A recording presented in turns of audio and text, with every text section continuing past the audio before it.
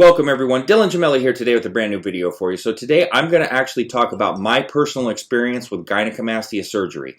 But before we get into that, I just wanted to reach out to everybody and thank everybody for the support. It's been overwhelming. I can't thank you enough for helping the channel grow.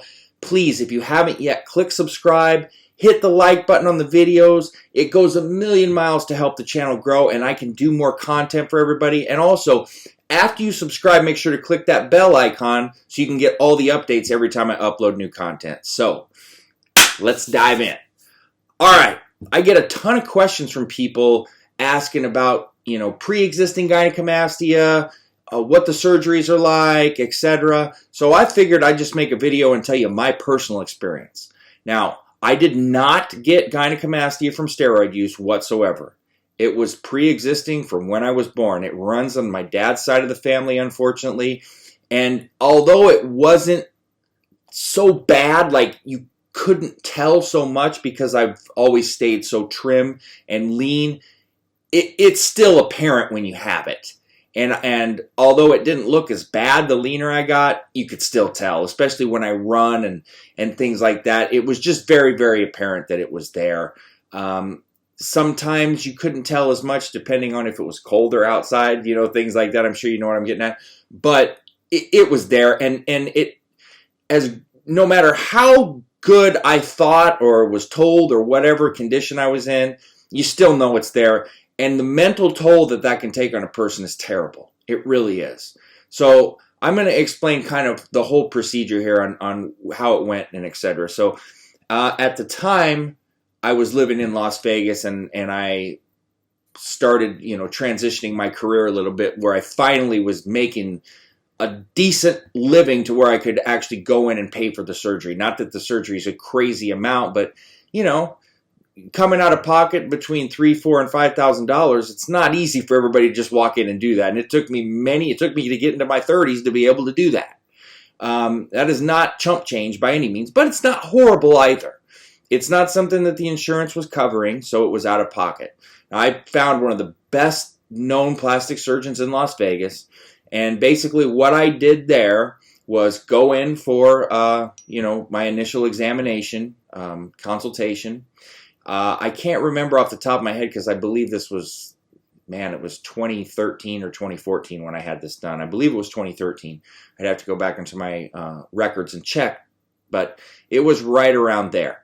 And I'm pretty sure it was $150 or $250 for the consultation, and then they took that and used it if you go ahead and do the surgery and use it towards it. Otherwise, you forfeit that money. And every doctor's different, but you're going to find that in most cases when you're going in for consultations like that, they don't want to waste their time, which is completely understandable.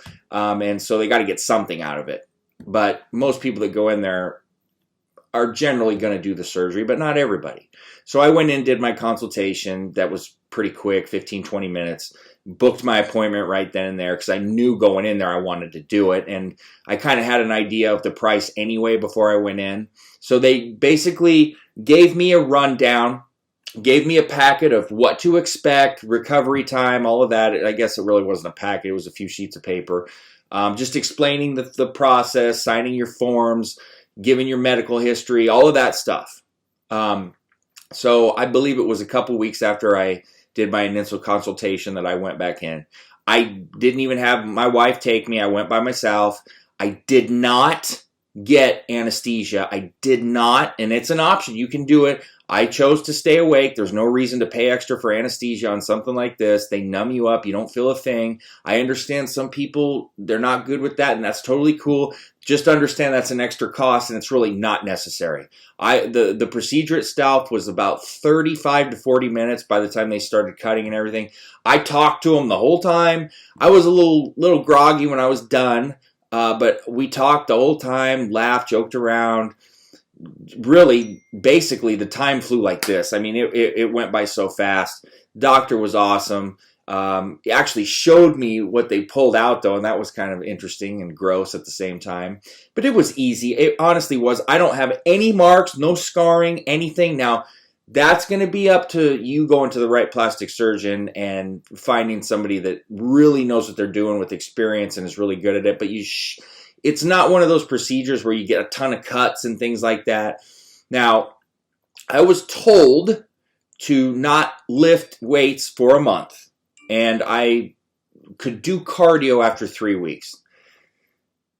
I'm not going to lie and act like I listened completely. I did not lift for the entire month. I started doing cardio after 2 weeks. You guys know me, most of you that follow me. I wasn't going to sit around and wait that long to do cardio over, I wasn't going to rip my stitches out. I'm just a runner. I'm not going to hurt anything, at least in my eyes. So I went ahead and I was completely fine. I started lifting after a month, no problem at all. Probably could have started after 3 weeks, but I would have rather just listen and do it right. It's just 1 week. It's not the end of the world. The cardio thing was different because I know I'm not lifting on it, and so to speak, and I wasn't doing anything where I was knocking my chest against anything or anything like that. But it was simple and easy, and I'm telling you, after about a week or so, the swelling starts to go down, and it really wasn't swollen that bad at all. I was good. I mean, I literally rode my motorcycle. I believe it was about 30, because I went to Henderson, Nevada, which is about 30, 35 minutes from where I lived at the time, because I was in North Las Vegas. And I rode home fine. I mean, I was a little groggy. I did go see my wife because she worked in Henderson, and I went over there and told her I was okay. She was a manager at Safeway grocery store. I went in and saw her, and then I just went home and laid down and rested. It was not a big deal. It's really not. I believe that I ended up paying about $4,000 total. Well worth it. That was money extremely well spent. You want to have your gland snipped so you won't develop gynecomastia again. You could still get high estrogen symptoms though, so people will say, well, and I just don't have to use a aromatase inhibitor anymore. Listen, you can still get other side effects. Gynecomastia is not the only side effect from high estrogen, and I already have clearly an issue with it, just born with it, and it's just a higher estrogen level, just walking around normal with nothing in general. So you got to be aware of that, and you still got to be protective. But the surgery itself is not bad at all.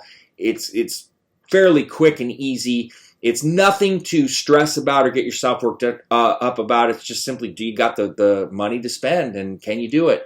And that's it. And you can always apply for like care credit or something like that. A lot of those places will take that, credit card, whatever. But those are options as well. But it's not like a $20,000 end of the world thing. And for the peace of mind and the correction and the way you look and everything, I'm all for it. If you're trying to treat pre-existing gyno with ancillaries like, a combination of letrozole, Novadex, things like that, you can try. I will tell you that the chances of that relieving it and fixing it are very, very low. It's not impossible, and you're more than welcome to try it. I just don't want people to get their hopes up too high. I've seen it for years and years and years and years and years, and when it's been years that it's pre-existing, chances of that fixing it are slim to none.